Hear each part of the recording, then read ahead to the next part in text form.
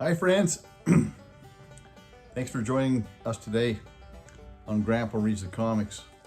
We're going to be reading another chapter in this book, and thanks for watching.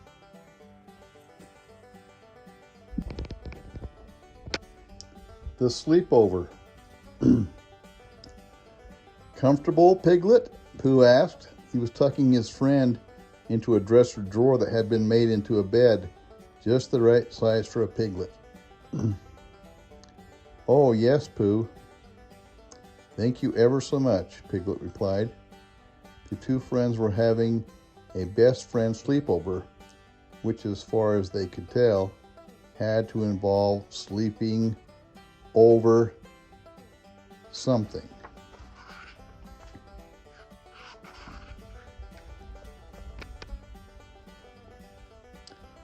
I suppose you could say that I'm sleeping over the other dresser drawer, said Piglet. Pooh nodded. He looked around his house.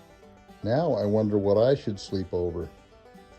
Piglet looked around too, but there seemed to be just one place that was well suited for Pooh, his own bed. So in the end, that's what Pooh decided to sleep over. Well, good night, Piglet, said Pooh. He blew out the candle and climbed into bed. Good night, Pooh Bear, Piglet replied. Piglet lay in the darkness of Pooh's room, comfortable in his drawer.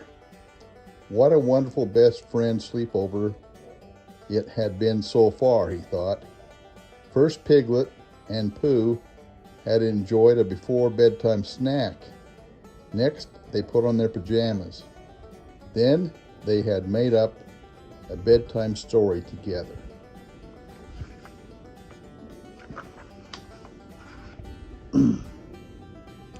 Of course, it was always fun spending time with Pooh, although there was something about being at Pooh's house at bedtime that was so different from being at Piglet's own house at bedtime.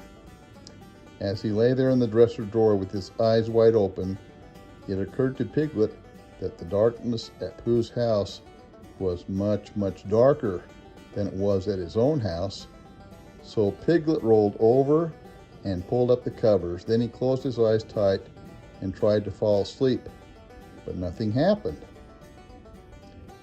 Piglet opened one eye and peeked out into the darkness. That's when he noticed that it was very quiet in Pooh's room. Much quieter than the quiet in Piglet's own room at night. In particular, the quiet that was coming from the direction of Pooh's bed, where Piglet's best friend was fast asleep, while Piglet lay wide awake. That was the quietest quiet of all.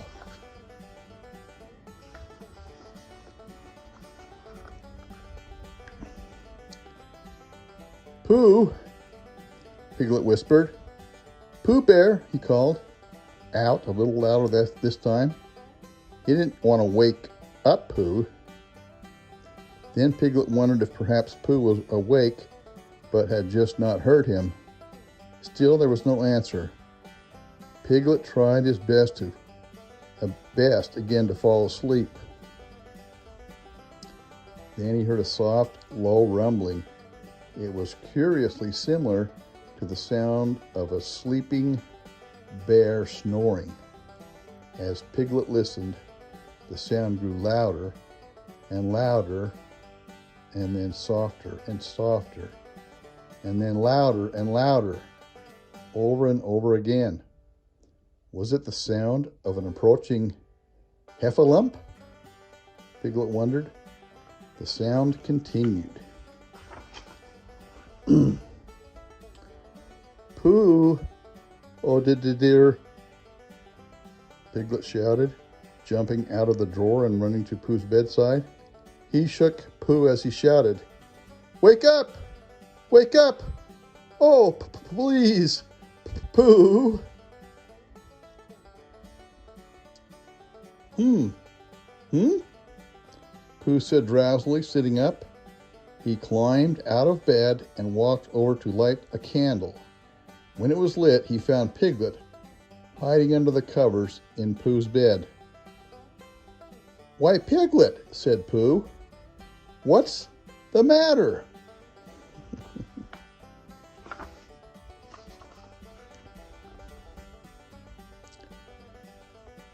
Piglet was trembling so much it was hard to get the words out.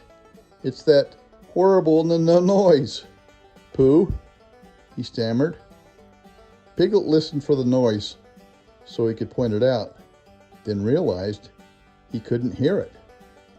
"That's funny," said Piglet as he peeked out from under the covers. "The noise stopped as soon as you woke up, Pooh."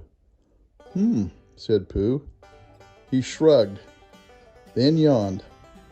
"I guess that means we can go back to sleep." Piglet wasn't so sure. He didn't want to hurt Pooh's feelings, but he didn't think he could fall asleep in Pooh's room. "Pooh Bear," said Piglet timidly, "I don't mean to be a bad best friend, but do you think we might, well, have the rest of our best friends sleep over some other night? I'm just not used to sleeping anywhere but my own house."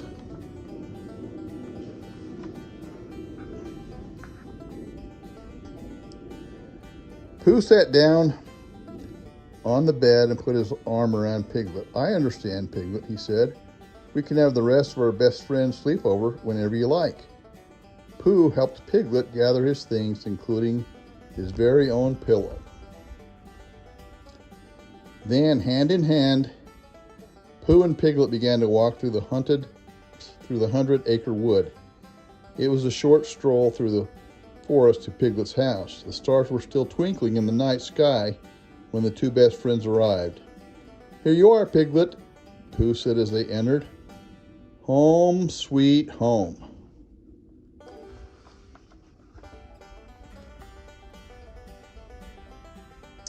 Piglet was very glad to be at his own house.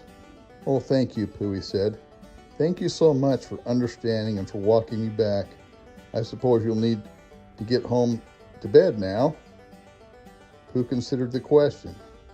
"That does sound like the thing to do," he said, "but first, I might sit down for a little rest." Pooh noticed a comfortable-looking chair. Just for a few minutes, of course. When Piglet put away his things, Pooh sat down in the chair. It was even more comfortable than it looked.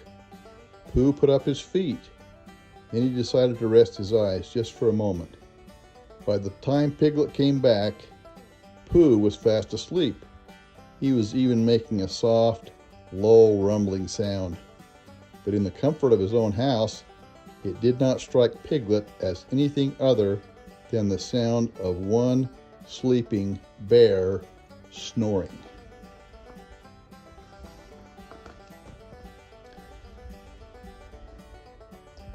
Piglet covered his best friend with a small blanket and slipped a pillow under his head.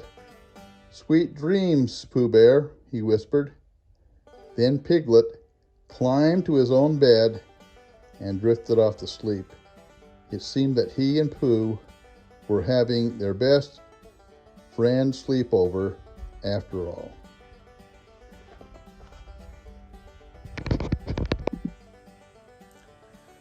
The thought for today comes from Albert Schweitzer. He said, "At times our own light goes out and is rekindled by a spark from another person. Each of us has cause to think with deep gratitude of those who have lit the flame within us." Love you guys.